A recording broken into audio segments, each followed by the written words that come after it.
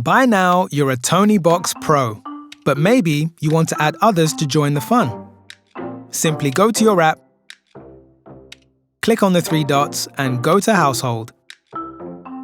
You will see that you are a member of your household.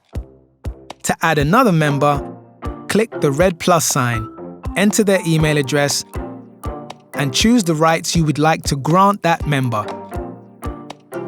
A full member can do everything you can, but we'll get to that later. A Tonie user can only access Creative Tonies that have been approved by you. Once added, the new member will receive an email. After accepting the invitation, they can go straight to My Tonies to get started. If the member doesn't have a My Tonies account, they'll need to register first.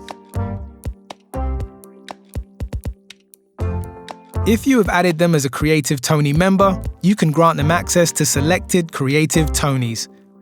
As a Creative Tonie member, they only have access to the selected Creative Tonies which they can rename, edit and add content to, or delete content from.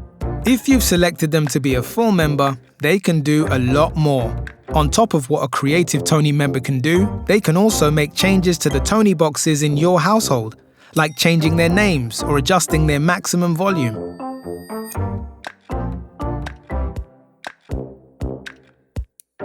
They can also add or delete members from your household and give other Creative Tonie members access to Creative Tonies. They can also lock Tonies to your household, so they can't be played anywhere else, and even delete Tonies entirely.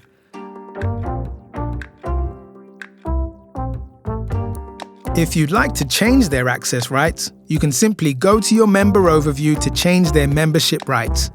You can even delete them altogether.